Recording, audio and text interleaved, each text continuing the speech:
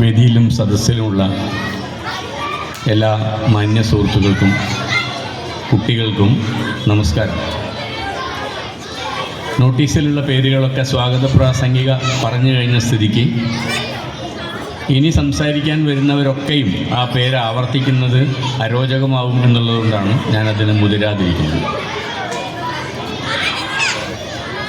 ഞാൻ ഇന്ന് പങ്കെടുക്കുന്ന രണ്ടാമത്തെ പരിപാടിയാണ് സ്കൂളിലെ യാത്രയപ്പും അതുപോലെ വാർഷികവും. മാർച്ച് മാസം തുടങ്ങിയതിന് ശേഷം നിരവധി സ്കൂളുകളിൽ ഈ പരിപാടികൾ നടന്നുകൊണ്ടിരിക്കുകയാണ്. നമ്മളെ മികച്ച അധ്യാപികമാർ എന്ന് തന്നെ എടുത്തു പറയണം. ഞാനിപ്പോൾ പോയതിൽ മിക്കവാറും എല്ലാ സ്ഥലത്തും സ്കൂളിനെ ആകെ പരിവർത്തിപ്പിച്ച അധ്യാപികമാരാണ് പ്രധാനമായിട്ടും റിട്ടയർ ചെയ്തിരിക്കുന്നത്.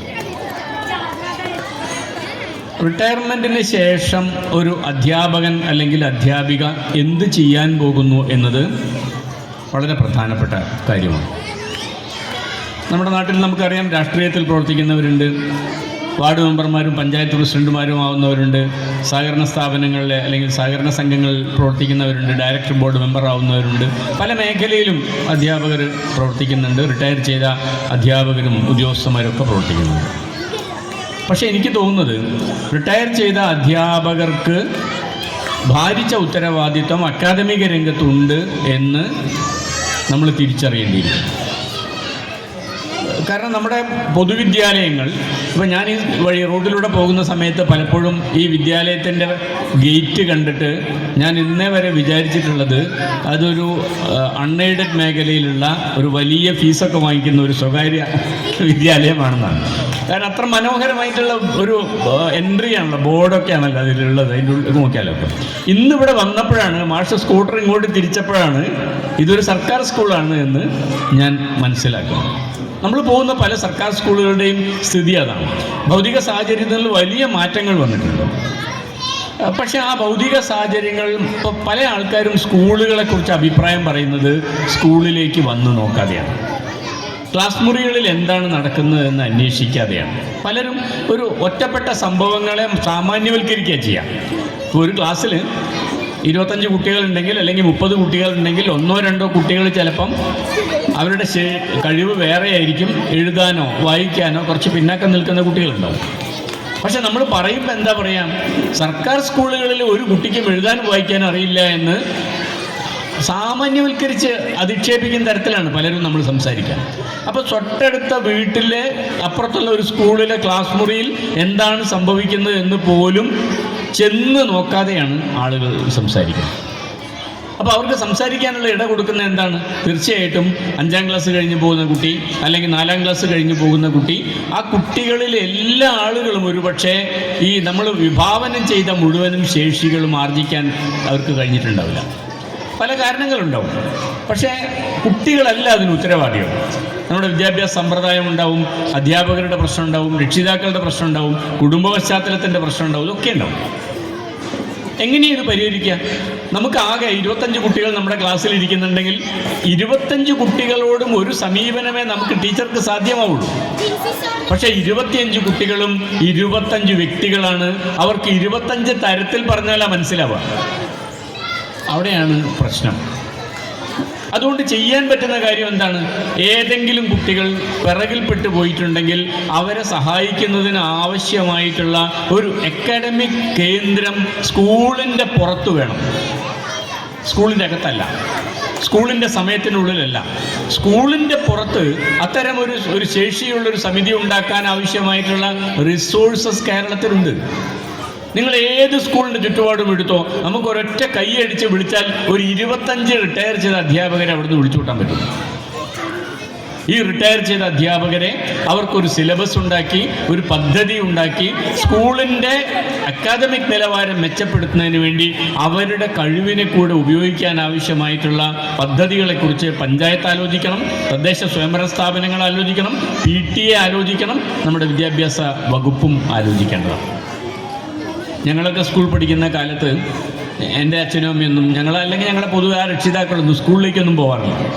സ്കൂളിലേക്ക് വരാൻ പറഞ്ഞു എന്ന് പറഞ്ഞാൽ കുട്ടികൾ എന്തോ കുരുത്തക്കേട് കളിച്ചിട്ടുണ്ടെന്ന് അതിൻ്റെ അർത്ഥം.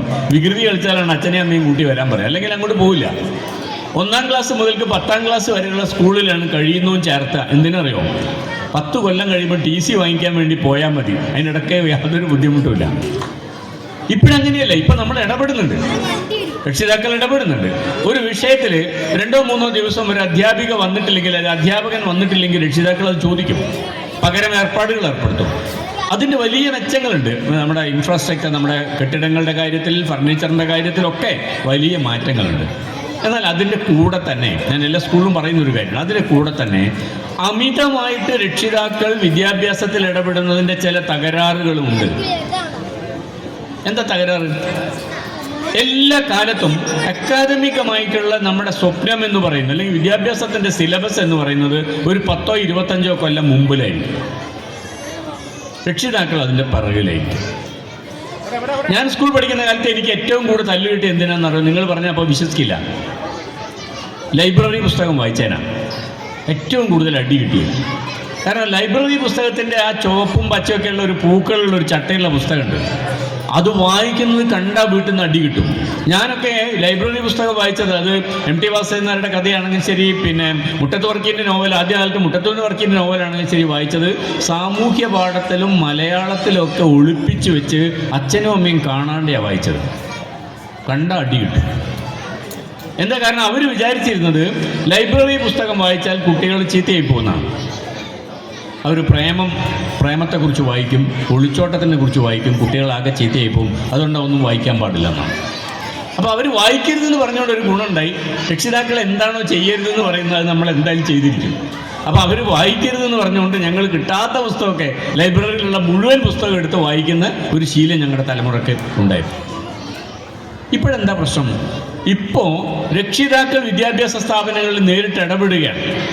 ഇടപെടുന്ന സമയത്ത് രക്ഷിതാക്കളുടെ ചിന്താമണ്ഡലത്തിലാണ് വിദ്യാലയങ്ങൾ പ്രവർത്തിക്കുന്നത്. നേരെ മറിച്ച് അങ്ങനെയല്ല വേണ്ടത്. വിദ്യാലയങ്ങളിൽ നിന്ന് ഉയർന്ന ചിന്താമണ്ഡലം സമൂഹത്തിലേക്ക് പ്രചരിപ്പിക്കാൻ വേണ്ടി ഞാൻ ഒരു ഉദാഹരണം പറഞ്ഞാൽ നിങ്ങൾക്കത് പെട്ടെന്ന് മനസ്സിലാവും. നമ്മുടെ സ്കൂളുകൾ മിക്കവാറും എല്ലാ സർക്കാർ സ്കൂളുകളിലും ഇപ്പോൾ ഇംഗ്ലീഷ് മീഡിയം ആയി കഴിഞ്ഞിട്ടുണ്ട്. ഇവിടെ എത്ര ഡിവിഷൻ ഇംഗ്ലീഷ് മീഡിയം ഉണ്ടെന്ന് ഞാൻ ചോദിക്കുന്നില്ല, ഇല്ലല്ലേ? അത് വലിയ അത്ഭുതമാണ്. അതിനാണ് ഞാൻ പോകുന്ന എല്ലാ സ്കൂളിലും ചെയ്യുന്നത് വെച്ചാൽ എല്ലാം ഇംഗ്ലീഷ് മീഡിയം ആയി കഴിഞ്ഞിരിക്കുന്നു. സർക്കാർ സ്കൂളിൽ 8 ഡിവിഷൻ ഉണ്ടെങ്കിൽ 7 ഡിവിഷൻ ഇംഗ്ലീഷ് മീഡിയം, എന്നിട്ട് അവസാനത്തെ ഒരു ഡിവിഷനിൽ ഭിന്നശേഷിക്കാരായിട്ടുള്ള കുട്ടികളൊക്കെ ആയിരിക്കും മലയാളം മീഡിയത്തിൽ ഉണ്ടാവുക. എന്താണ് പ്രശ്നം? കുട്ടി പറഞ്ഞിട്ടല്ല ഇംഗ്ലീഷ് മീഡിയം മതിയെന്ന്. പലപ്പോഴും രക്ഷിതാക്കളാണ് പറയുന്നത് ഇംഗ്ലീഷ് മീഡിയം മതിയെന്ന്. അവരെന്താ പറയുന്നത്? ഇംഗ്ലീഷ് മീഡിയം ഇവിടെ തുടങ്ങുന്നില്ലെങ്കിൽ ഞാൻ എൻ്റെ കുട്ടിയെ അപ്പുറത്തുള്ള ഇംഗ്ലീഷ് മീഡിയത്തിൽ കൊണ്ടു ചേർത്തും എന്ന് പറയുമ്പോൾ സ്കൂളിലെ മാനേജ്മെൻറ്റിന്, അധ്യാപകർക്ക്, ഡിപ്പാർട്ട്മെൻറ്റിന് ഇംഗ്ലീഷ് മീഡിയം തുടങ്ങാൻ നിർബന്ധിക്കപ്പെടുകയാണ്.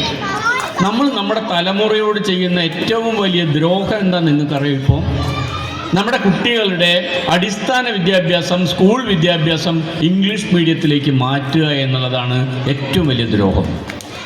കാരണം നിങ്ങൾ എന്തൊക്കെ പറഞ്ഞാലും നമ്മുടെ പരിസര പഠനത്തിലെ പൂവിനെക്കുറിച്ചും കിളികളെക്കുറിച്ചും പൂമ്പാറ്റയെക്കുറിച്ചും പഠിക്കാനും അതിനെക്കുറിച്ച് ചിന്തിക്കാനുള്ള കാര്യം മാതൃഭാഷയിൽ ചെയ്യുന്നത് പോലെ ഒരു കുട്ടിക്ക് ഒരു വിദേശ ഭാഷയിൽ ചെയ്യാൻ സാധിക്കില്ല. പല ആളുകളുടെയും സംശയം എന്താണ്? എൻ്റെ കുട്ടി മലയാളം മീഡിയത്തിലൊക്കെ പഠിച്ചു പോയാൽ അവനൊരു പക്ഷേ ഓസ്ട്രേലിയയിലോ അമേരിക്കയിലോ കാനഡയിലോ ഒക്കെയാണ് ജോലി ചെയ്യേണ്ടി വരുന്നതെങ്കിൽ അവർക്ക് ഫ്ലുവൻ്റായിട്ട് ഇംഗ്ലീഷ് സംസാരിക്കാൻ സാധിക്കുമോ എന്നുള്ളതാണ്. ഞാനിപ്പോൾ കരുണാകരൻ മാഷോട് പറയായിരുന്നു, എൻ്റെ മക്കൾ 2 പേരും യൂണിവേഴ്സിറ്റിയിലെ സർക്കാർ സ്കൂളിലാണ് +2 വരെ പഠിച്ചത്. എൻ്റെ മകനിപ്പോൾ അമേരിക്കയിലെ കോഗ്നിസൻ്റ് എന്ന കമ്പനിയിലെ മാനേജറാണ്. അവൻ അമേരിക്കക്കാരോട് ഇംഗ്ലീഷ് പറയാൻ യാതൊരു ബുദ്ധിമുട്ടുമില്ല. മകൾ ജോലി ചെയ്യുന്നത് പോലെ തന്നെ മസ്കറ്റിലെ ഒരു PR ഓഫീസറായിട്ടാണ് വർക്ക് ചെയ്യുന്നത്. അവൾ ഹിന്ദി ഉപയോഗിക്കുന്നുണ്ട്, ഇംഗ്ലീഷ് ഉപയോഗിക്കുന്നുണ്ട്, മലയാളം ഉപയോഗിക്കുന്നുണ്ട്, അത്യാവശ്യമൊക്കെ അറബി ഉപയോഗിക്കും. യൂണിവേഴ്സിറ്റിയിലെ സർക്കാർ സ്കൂളിൽ +2 വരെ പഠിച്ചു പോയിട്ട് അവർക്കിതിനൊന്നും യാതൊരു ബുദ്ധിമുട്ടില്ല. ഇത് ഏതൊരു കുട്ടിക്കും സാധിക്കുന്നർത്ഥം. പക്ഷേ ഏതു ഭാഷയും കൈകാര്യം ചെയ്യാനുള്ള ധൈര്യം എവിടെ നിന്നാണ് കിട്ടുന്നത്? നമ്മുടെ സർക്കാർ സ്കൂളിൽ നിന്നാണ് കിട്ടുന്നത്. ആ സർക്കാർ സ്കൂളിൻ്റെ ആ ഒരു സംവിധാനത്തെയാണ് നമ്മൾ പലപ്പോഴും രക്ഷിതാക്കൾ അമിതമായിട്ട് ഇടപെട്ടിട്ട് തകർത്ത് കളയുന്നത്. നിങ്ങളുടെ സ്കൂൾ അങ്ങോട്ട് പോയിട്ടില്ലെങ്കിൽ നിങ്ങൾ വിജയിച്ചു നിൽക്കുന്ന കുട്ടികളാണ്. ഒരിക്കലും നിങ്ങൾ ആ വഴിക്ക് സഞ്ചരിക്കാതിരിക്കണം എന്ന് പറഞ്ഞാൽ അതിൻ്റെ അർത്ഥം നിങ്ങൾ ഇംഗ്ലീഷ് പഠിക്കേണ്ടെന്നല്ല. ഇംഗ്ലീഷിൽ സംസാരിക്കാൻ, ധൈര്യസമേതം സംസാരിക്കാൻ കുട്ടികൾക്ക് പരിശീലനം കൊടുത്തിരിക്കണം. മലയാളം മീഡിയം സ്കൂളിൽ തന്നെ ഇംഗ്ലീഷിൽ ധൈര്യസമേതം സംസാരിക്കാൻ പരിശീലനം കൊടുത്തിരിക്കണം. എൻ്റെ ഒരു കൂട്ടുകാരി ജോലി ചെയ്യുന്ന ഇപ്പം കടവല്ലൂർ, മറ്റേ മൂവാറ്റുപുഴ അടുത്തുള്ള കടവല്ലൂർ സ്കൂളിലേക്ക് ട്രാൻസ്ഫർ ആയി പോയപ്പം അവരവിടെ ചെയ്തൊരു പണി, ഒരു എക്സ്പ്രസ് ഇംഗ്ലീഷ് എന്ന് പറഞ്ഞ് ഇംഗ്ലീഷിൽ എക്സ്പ്രസ് ചെയ്യാനുള്ള ഒരു പരിശീലനം, അത് സ്കൂളിലെ മുഴുവൻ കുട്ടികൾക്കും വർക്ക്ഷോപ്പ് നടത്തി. അപ്പോൾ ആദ്യത്തെ വർക്ക്ഷോപ്പ് 3 ദിവസത്തെ ആദ്യത്തെ വർക്ക്ഷോപ്പ് ഞാനായിരുന്നു എടുത്തിട്ടുണ്ടായിരുന്നു. പിന്നെ 8 വർക്ക്ഷോപ്പുകൾ വ്യത്യസ്ത ആളുകൾ വെച്ച് 8 വർക്ക്ഷോപ്പുകൾ എടുത്തി. അതിൻ്റെ അവസാനം കുട്ടികൾ നടത്തുന്ന ഒരു പരിപാടി, ഇതുപോലത്തെ ഒരു പരിപാടി, അതിലെ പാട്ടും നാടകവും കളിയും അതിൻ്റെ അനൗൺസ്മെൻറ്റും എല്ലാം കുട്ടികൾ അവരെല്ലാവരും ഉപയോഗിക്കുന്നത് ഇംഗ്ലീഷിലാണ് പറയുന്നത്. രക്ഷിതാക്കളെ ബോധ്യപ്പെടുത്തി ഇത് സാധ്യമാണ് എന്ന് രക്ഷിതാക്കളെ ബോധ്യപ്പെടുത്തി. അപ്പോൾ ഇംഗ്ലീഷ് എന്ന ഭാഷയാണെങ്കിലും ശരി, ഹിന്ദി എന്ന ഭാഷയാണെങ്കിലും ശരി, നമ്മൾ പഠിക്കേണ്ട ആവശ്യമാണ്, നമുക്ക് സംസാരിക്കണം. പക്ഷേ അതിനുവേണ്ടി എല്ലാ പഠനവും, നിങ്ങളുടെ കണക്കിൻ്റെ പഠനവും പരിസര പഠനവും ശാസ്ത്രത്തിൻ്റെ പഠനവും ചരിത്രം പഠിക്കലും നിങ്ങളുടെ സ്വപ്നം കാണലും എല്ലാം ഇംഗ്ലീഷിലേക്ക് മാറ്റേണ്ടതില്ല. ഞാൻ കുറച്ച് ദിവസം മുമ്പ് കണ്ണൂർ ഒരു വർക്ക്ഷോപ്പിൽ, പ്രീ സ്കൂളിൻ്റെ ഒരു വർക്ക്ഷോപ്പിൽ പോയി. അപ്പോൾ പ്രീ സ്കൂളിൻ്റെ വർക്ക്ഷോപ്പ് എന്ന് പറഞ്ഞാൽ നിങ്ങൾക്കറിയാമല്ലോ, പ്രീ സ്കൂൾ ഇവിടെ ഉണ്ടല്ലോ, LKG UKG ഒക്കെ ആയിട്ടുള്ള കുട്ടികൾ. അവിടെ ഞങ്ങൾ അവർക്ക് കൊടുത്ത ഒരു അസൈൻമെൻറ്റ് എന്താ വെച്ചാൽ പേപ്പർ കൊടുത്തു, വൈറ്റ് പേപ്പർ. എന്നിട്ട് അവരോട് പെൻസിൽ കൊടുത്തിട്ട് കുത്തി വരയ്ക്കാൻ പറഞ്ഞു. ഇരുന്നിട്ട് അങ്ങോട്ട് കുത്തി വരയ്ക്കുകയാണ്. കടലാസ് മുഴുവൻ ഇങ്ങനെ കുത്തി വരച്ച് വട്ടത്തിൽ ഇങ്ങനെ വരച്ചാൽ എന്താ ഉണ്ടാവുക, അതിനുള്ളിൽ താമര പോലെ കുറേ ദളങ്ങൾ ഇങ്ങനെ ഉണ്ടായി വരും, അറിയാതെ ഇങ്ങനെ ദളങ്ങൾ വരും. എന്നിട്ട് അവരോട് പറഞ്ഞു, അവർക്ക് ക്രയോൺസ് കൊടുത്തിട്ട് പറഞ്ഞു, ഈ കള്ളിയിലൊക്കെ ഈ ദളങ്ങളിലൊക്കെ നിങ്ങൾ നിറം കൊടുക്കണം. അപ്പോൾ ഒരു കള്ളിയിൽ ഇപ്പോൾ പച്ച കൊടുക്കുകയാണെങ്കിൽ കള്ളീൻ്റെ പുറത്തേക്ക് പോകരുത്, കൃത്യമായിട്ട് കൊടുക്കണം. ചുവപ്പാണെങ്കിൽ ചുവപ്പ്, നീലയാണെങ്കിൽ നീല, അങ്ങനെ കൃത്യമായിട്ട് ദളങ്ങൾ കൊടുക്കണം. അങ്ങനെ വെറുതെ കളർ കൊടുത്തൊരു ചിത്രമായി മാറും. അരമണിക്കൂർ കഴിഞ്ഞ് ഞങ്ങൾ നോക്കുമ്പോൾ പിന്നെ കാണുന്ന എന്താ അറിയോ, കുട്ടികളുടെ ക്രയോൺസ് വാങ്ങിച്ച് അച്ഛനും അമ്മയും ഇരുന്ന് നിറം കൊടുത്തുകൊണ്ടിരിക്കുകയാണ്. എന്താണെന്ന് വെച്ചാൽ കുട്ടി നിറം കൊടുക്കുമ്പോൾ കള്ളീൻ്റെ പുറത്തേക്ക് പോകുന്നു. അപ്പോൾ കള്ളീൻ്റെ പുറത്തേക്ക് പോകാതിരിക്കണമെങ്കിൽ എന്ത് വേണം, അച്ഛനും അമ്മയും നിറം കൊടുക്കുകയാണ്. എന്താ അവരുടെ ന്യായീകരണം? കൃത്യമായി നിറം കൊടുക്കുന്ന കുട്ടിക്കാണല്ലോ A ഗ്രേഡ് കിട്ടുക, കൂടുതൽ മാർക്ക് കിട്ടുക. അപ്പോൾ നിറം കൊടുത്തിട്ട് നിറം അപ്പുറത്തേക്ക് പോയാൽ കുട്ടിക്ക് മാർക്ക് കുറയും. കുട്ടിക്ക് മാർക്ക് കുറയാതിരിക്കാൻ വേണ്ടി അച്ഛനും അമ്മയും ബുദ്ധിമുട്ടിയിട്ട് ഇങ്ങനെ ചെയ്യാം. നിങ്ങൾക്കൊക്കെ അനുഭവം ഉണ്ടാവും. ടീച്ചർ ഒരു വണ്ടിനെ ഉണ്ടാക്കി കൊണ്ടുവരാൻ പറഞ്ഞു, അല്ലെങ്കിൽ ടീച്ചർ വേറൊരു സാധനം ഉണ്ടാക്കി നാളെ ക്ലാസ്സിൽ വരണമെന്ന് പറഞ്ഞു. രാത്രി അച്ഛനും അമ്മയും ഉറക്കൊഴിഞ്ഞ് വണ്ടിനെ ഉണ്ടാക്കുകയാണ്. എന്തിനാണ്? കുട്ടിക്ക് വ്യത്യാസം കൊണ്ടേ കാണിക്കാൻ. യഥാർത്ഥത്തിൽ നമ്മൾ കുട്ടികളോട് ചെയ്യുന്ന ഏറ്റവും വലിയ ദ്രോഹമാണ് ഇത്. കാരണം കുട്ടിയോട് കുത്തി വരയ്ക്കാൻ പറയുന്നത് എന്തിനു വേണ്ടിയാണ്? പ്രീ സ്കൂളിലെ കുട്ടിയോട് എല്ലാ അക്ഷരത്തിൻ്റെയും സ്ട്രോക്ക് ഉണ്ട് ഈ കുത്തിവരയിൽ. തായുണ്ട്, റായുണ്ട്, രായുണ്ട്, ആയുണ്ട്, എല്ലാ അക്ഷരത്തിൻ്റെ സ്ട്രോക്കും ഈ കുത്തി വരയ്ക്കുന്ന സമയത്തുണ്ട്. അത് കഴിഞ്ഞിട്ട് കൃത്യമായിട്ട് നിറം കൊടുക്കാൻ പറയുന്നത് കുട്ടിയുടെ സൂക്ഷ്മപേശികളെയും സ്ഥൂലപേശികളുടെയും ചലനത്തെ ഏകോപിപ്പിക്കാനാണ്. കണ്ണിൻ്റെ കാഴ്ചയും തലച്ചോറിൻ്റെ പ്രവർത്തനവും വിരലിൻ്റെ സൂക്ഷ്മപേശികളുടെ പ്രവർത്തനവും ഒക്കെ കുട്ടിക്ക് ഏകോപിപ്പിക്കാനുള്ള പരിശീലനമാണ് ഈ ചിത്രം വരയ്ക്കാൻ കൊടുക്കുന്നത്. അതിന് പകരം അച്ഛനും അമ്മയും നിറം കൊടുത്താൽ കുട്ടിക്ക് എന്താ കാര്യം? അച്ഛനും അമ്മയുടെയും സ്ഥൂലപേശിയും സൂക്ഷ്മപേശിയും കുറച്ചുകൂടെ മൂർച്ച കൂടുന്നല്ലാതെ കുട്ടിക്ക് വല്ല കാര്യമുണ്ടോ? അപ്പോൾ എന്തിനു വേണ്ടിയാണ് ഓരോ പ്രവർത്തനം ചെയ്യുന്നത്? മാർക്ക് കിട്ടാനല്ല, A ഗ്രേഡ് കിട്ടാനല്ല, കുട്ടിയുടെ ഒരു ശേഷിയെ വികസിപ്പിക്കാനാണ്. കഴിഞ്ഞ വർഷം 1ാം ക്ലാസ്സിൻ്റെ പാഠപുസ്തകമൊക്കെ തയ്യാറാക്കി. ഞങ്ങൾ പാഠപുസ്തകം തയ്യാറായി കഴിഞ്ഞാൽ അത് പുറത്തേക്ക് പ്രിൻറ്റിങ്ങിന് കൊടുക്കുന്നതിന് മുമ്പായിട്ട് ചെയ്യുന്നൊരു പണിയുണ്ട്, ട്രൈ ഔട്ട് എന്ന് പറയും. അപ്പോൾ 1ാം ക്ലാസ്സിലെ കുട്ടികളുടെ ട്രൈ ഔട്ട് നടത്തുക പ്രീ സ്കൂൾ കഴിഞ്ഞ് കുട്ടികളെ വെച്ചിട്ടാണ്. അപ്പോൾ നമ്മുടെ കോഴിക്കോട് ജില്ലയിലുള്ള, നമ്മുടെ ബോർഡറിലുള്ള കോഴിക്കോട് ജില്ലയിലുള്ള ഒരു സ്കൂളിൽ ഞാനും എൻ്റെ ഒരു സുഹൃത്ത് ശ്രീനേഷ് ഉണ്ട്, ഞങ്ങൾ പാഠപുസ്തകം തയ്യാറാക്കുന്ന ഗ്രൂപ്പിലുള്ളത്. ഞങ്ങൾ രണ്ടുപേരാണ് ട്രൈ ഔട്ട് നടത്തുന്നത്. പാട്ടരങ്ങാണ്. ആ 1ാം ക്ലാസ്സിലുള്ള പാട്ടുകളൊക്കെ കുട്ടികൾക്ക് പാടി കളിച്ച് അവതരിപ്പിക്കാനുള്ള പരിശീലനം കൊടുക്കാനാണ്. കുട്ടികൾക്ക് അത് ആസ്വദിക്കാൻ പറ്റുന്നുണ്ടോ, അതിൻ്റെ താളം പിടിക്കാൻ പറ്റുന്നുണ്ടോ, ഏറ്റുപാടാൻ പറ്റുന്നുണ്ടോ, വരികൾ ആഡ് ചെയ്യാൻ പറഞ്ഞത് ആഡ് ചെയ്യാൻ പറ്റുന്നുണ്ടോ ഒക്കെ നോക്കാൻ വേണ്ടിയാണ്. അപ്പോൾ ഞങ്ങൾ ആദ്യം സീനിയേഴ്സ് മനോഹരമായിട്ട് ബോർഡിൽ പാട്ടരങ്ങ് എന്നൊക്കെ എഴുതി വെച്ചിട്ടുണ്ട്. പ്രീ സ്കൂളിലെ കുട്ടികൾ ക്ലാസ്സിലേക്ക് വന്ന ഉടനെ തന്നെ ഞങ്ങൾ ബോർഡിൽ എഴുതി വെച്ചിരിക്കുന്ന എല്ലാ സാധനങ്ങളും വായിച്ചു എന്ന് പറഞ്ഞാൽ അതിൻ്റെ അർത്ഥം എന്താണ്? പ്രീ സ്കൂളിലെ കുട്ടികൾ ചെയ്യാൻ പാടില്ലാത്ത കാര്യമാണ് പ്രീ സ്കൂളിലെ കുട്ടികളെ ആദ്യം തന്നെ ചെയ്യിച്ചിരിക്കുന്നത്. എഴുതാനും വായിക്കാനും അവരെ അപ്പം തന്നെ പഠിപ്പിച്ചു എന്നർത്ഥം. ഒരിക്കലും ചെയ്യാൻ പാടില്ലാത്തതാണ്. കാരണം കുട്ടിയുടെ മാംസപേശികൾ കയ്യിൻ്റെ വിരലുകളുടെ ഞരമ്പുകൾ എഴുതാൻ പാകമായിട്ടില്ല. അവിടെ എഴുതാൻ പഠിപ്പിക്കുകയാണ്. എന്തിനാ എഴുതാൻ പഠിപ്പിക്കുന്നത്? ആരാണ് അതിൻ്റെ പിറകിൽ?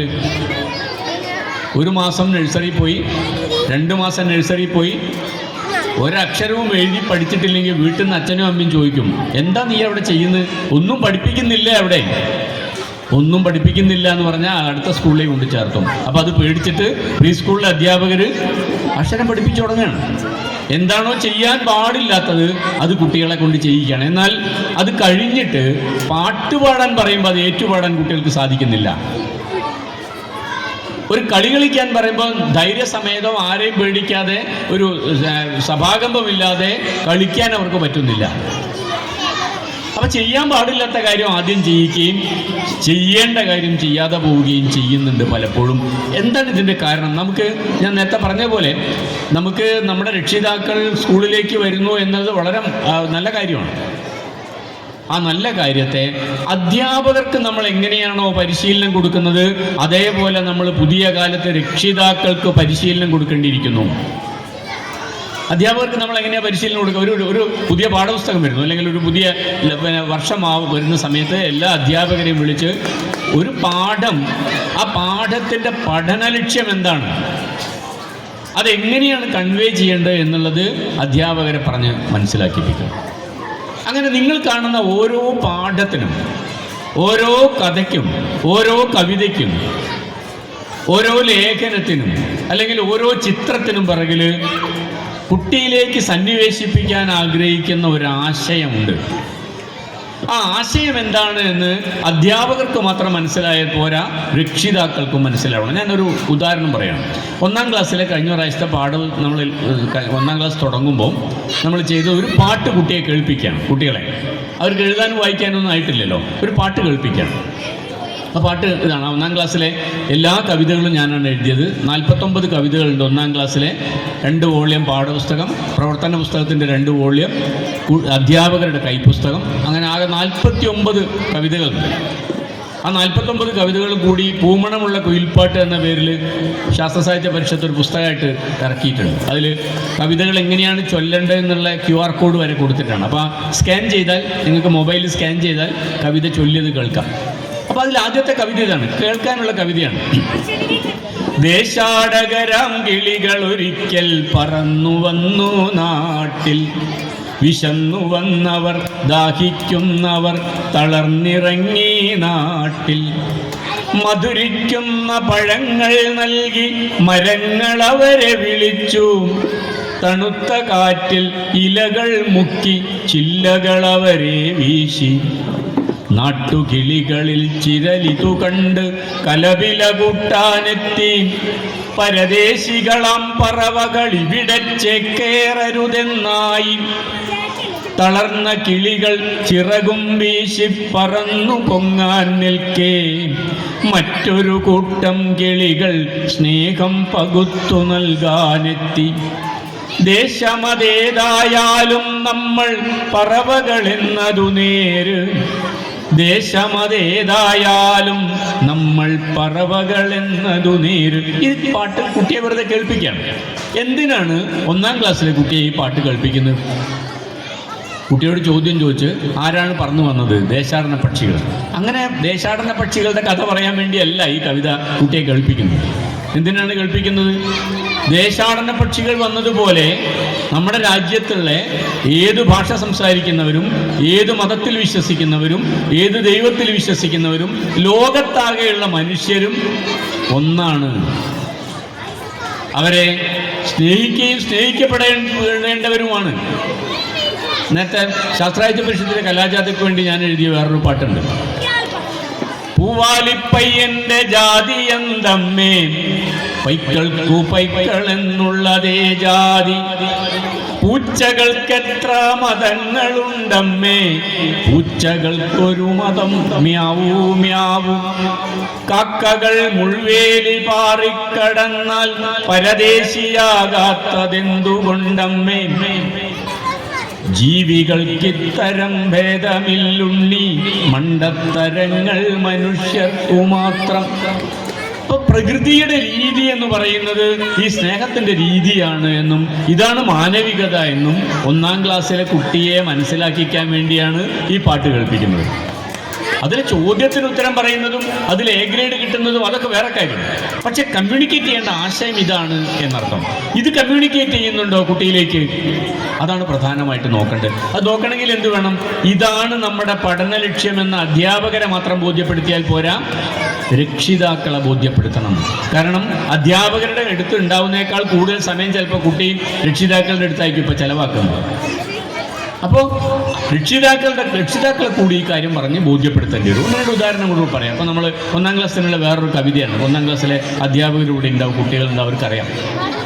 അത്തമ്പത്തിനു പൊന്നോണം എത്ര നിറത്തിൽ പൂവേണം, ആരു പൂവ് പറിക്കേണം, ഏതു പൂവ് പറിക്കേണം, കാക്ക പൂവ് പറിച്ചാൽ പോരാ, കാക്കപ്പൂവ് പറിക്കേണം.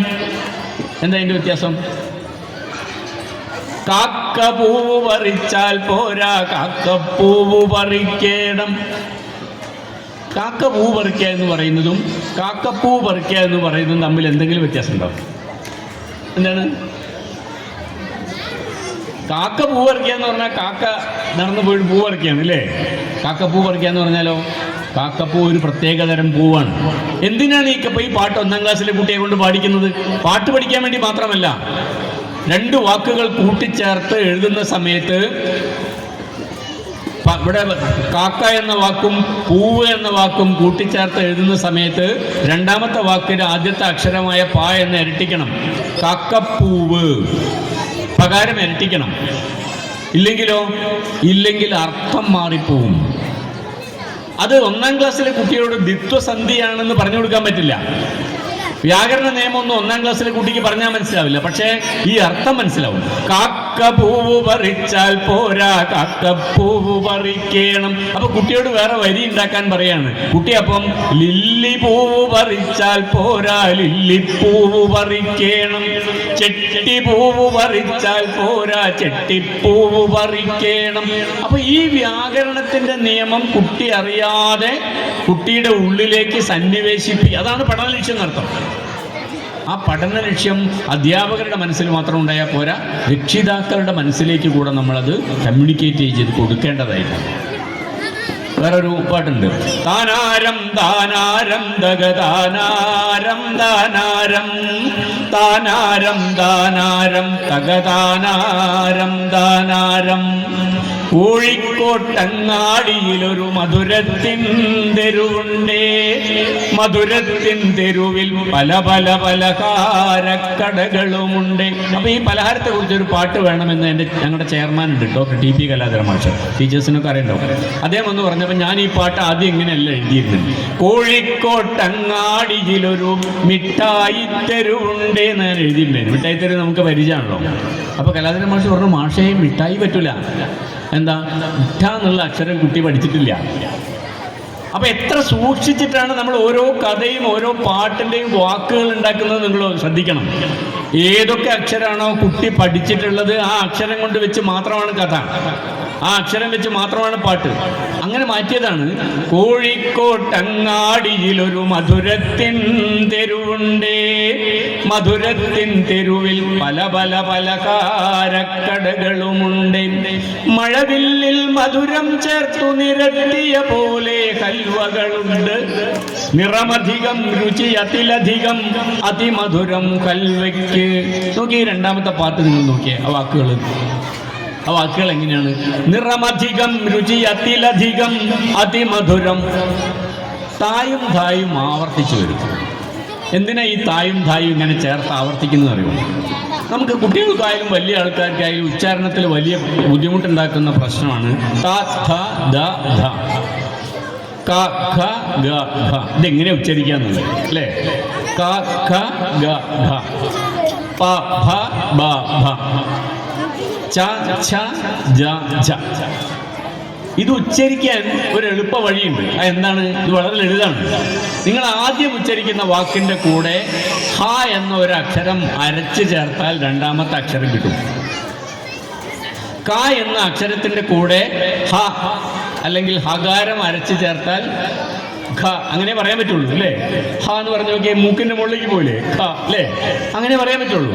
ക ഖ. പിന്നെ ഗ അല്ലേ, ഗായുടെ കൂടെ ഹകാരം ചേർത്താൽ എന്താവും? ഘ അല്ലേ. അപ്പൊ ഇത് കുട്ടിക്ക് പറഞ്ഞു കൊടുത്താൽ മതി, എന്നാൽ ഇത് തെറ്റിപ്പോവില്ല. ഇത് ഹകാരം അരച്ചു ചേർക്കുക മാത്രമാണ് എല്ലാ സ്ഥലത്തും ചെയ്യുന്നത്. ചായയുടെ കൂടെ ഹകാരം ചേർത്താൽ ഛ, ജായുടെ കൂടെ ചേർത്താൽ ഝ, പായുടെ കൂടെ ചേർത്താൽ ഭ, ബായുടെ കൂടെ ചേർത്താൽ ഭ, ഭരണി എന്ന് പറയുന്നത്. തായുടെ കൂടെ ചേർത്താൽ ധ, രഥം എന്ന് പറയുന്നത്. ദായുടെ കൂടെ ചേർത്താലോ ധ, രാധ എന്നൊക്കെ പറയുന്നത്. ഈ ടെക്നിക്കാണ് നമ്മൾ ഉപയോഗിക്കുന്നത് എന്ന് കുട്ടിക്ക് പറഞ്ഞു കൊടുക്കണം, രക്ഷിതാക്കൾക്കും പറഞ്ഞു കൊടുക്കണം. അതാണ് ഞാൻ പറഞ്ഞ അധ്യാപകർക്ക് കൊടുക്കുന്ന പരിശീലനം കുട്ടികൾക്ക് മാത്രം കൊടുത്താൽ പോരാ, രക്ഷിതാക്കളിലേക്കും കൂടെ എത്തണം എന്ന് പറയാനുള്ള കാരണം. ഇങ്ങനെ ഓരോ പാഠം നമ്മൾ എടുത്താൽ പല പല കാര്യങ്ങൾ. ചിലപ്പോൾ നമ്മളൊരു പാട്ടിൽ പരിസര പഠനത്തിൻ്റെ ഒരു തിയറിയേക്കും കൊണ്ടുവന്നിട്ടുണ്ടാവും. പരിസര പഠനത്തിൻ്റെ ഒരു അല്ലെങ്കിൽ ശാസ്ത്രത്തിൻ്റെ ഒരു കാര്യമായിരിക്കും നമ്മൾ പറഞ്ഞിട്ടുണ്ടാവും. മഞ്ഞവാരിപ്പൂശി നിൽക്കും കുങ്കുമപ്പൂ കുമ്പളപ്പൂവേ നിന്നെ എന്ന് പറയുന്ന ഒരു പാട്ടുണ്ട്. ആ പാട്ടിന്റെ അവസാനം നമ്മൾ പറഞ്ഞത്, പൂ കൊഴിഞ്ഞാൽ അതിൽ നിന്നും കായ് വിരിഞ്ഞിടും കുഞ്ഞെ, ഞാൻ കൊഴിഞ്ഞാൽ എന്നിൽ നിന്നും കുമ്പളം കായ്ക്കും. പൂ കൊഴിഞ്ഞിട്ട് കായ ഉണ്ടാവുന്നത് മാത്രമല്ല, ഒരു ദർശനം എന്നുള്ള നിലക്ക് ഒരു മനുഷ്യൻ മരിച്ചു പോകുന്നതോടുകൂടി എല്ലാം നശിക്കുകയല്ല, അയാൾക്ക് പിന്തുടർച്ചയുണ്ട്, അയാൾക്ക് തുടർച്ചയുണ്ട്, സംസ്കാരവും ജീവിതവും ഭാഷയും എല്ലാം തുടരുന്നുണ്ട് എന്നുള്ള ഒരു പോസിറ്റീവ് എലിമെന്റ് കൂടി, സന്ദേശം കൂടെ കുട്ടിക്ക് പകർന്നു കൊടുക്കുന്നു. ഇങ്ങനെ ഓരോ പാട്ടിലും ഓരോ കഥയിലും നമ്മൾ ഉള്ളിൽ ഒളിപ്പിച്ചു വെച്ച ഒരുപാട് പഠന ലക്ഷ്യങ്ങളുണ്ട്. ആ പഠന ലക്ഷ്യങ്ങൾ കുട്ടിക്ക് കൊടുക്കാൻ വേണ്ടിയാണ് ഈ പാഠങ്ങളൊക്കെ നമ്മൾ രൂപപ്പെടുത്തിയെടുക്കുന്നത് എന്നർത്ഥം. അപ്പം അത്തരം കാര്യങ്ങളെക്കുറിച്ച് കൂടി രക്ഷിതാക്കൾക്ക് പരിശീലനം കൊടുക്കേണ്ടതാണ്. അപ്പോൾ നമ്മൾ അധ്യാപകർക്ക് പരിശീലനം കൊടുക്കുന്ന പോലെ തന്നെ ഇപ്പം ഞാൻ രാവിലെ പോയ സ്കൂളിൽ നിന്ന് ഞാൻ ഈ കാര്യം പറഞ്ഞപ്പോൾ അവർ പറഞ്ഞ, അവിടുത്തെ ഹെഡ്മാസ്റ്റർ പറഞ്ഞ ഒരു കാര്യമുണ്ട്. അതായത് അവർ ഇത്തരം ഒരു പ്ലാൻ പദ്ധതി ആവിഷ്കരിച്ചിട്ടുണ്ട്.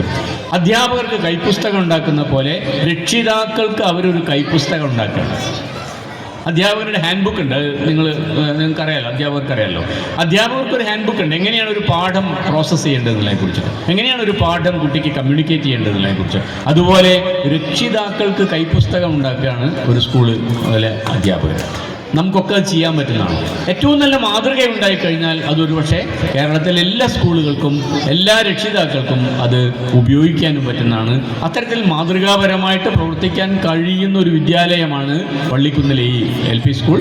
അതിൻ്റെ ആ തരത്തിലുള്ള പ്രവർത്തനങ്ങൾക്ക് നേതൃത്വം കൊടുക്കാൻ നിങ്ങളുടെ അധ്യാപകർക്കും രക്ഷിതാക്കളും കുട്ടികളും അടക്കമുള്ള ഈ സമൂഹത്തിന് കഴിയട്ടെ എന്ന് മാത്രം ആശംസിച്ചുകൊണ്ട് ഈ നിങ്ങളുടെ സ്കൂളിൻ്റെ ഈ വാർഷികവും അതേപോലെ തന്നെ അജിതകുമാരി ടീച്ചറുടെ യാത്രയപ്പ് സമ്മേളനം ഔപചാരികമായിട്ട് ഉദ്ഘാടനം ചെയ്തതായിട്ട് അറിയിക്കുന്നു. നന്ദി, നമസ്കാരം.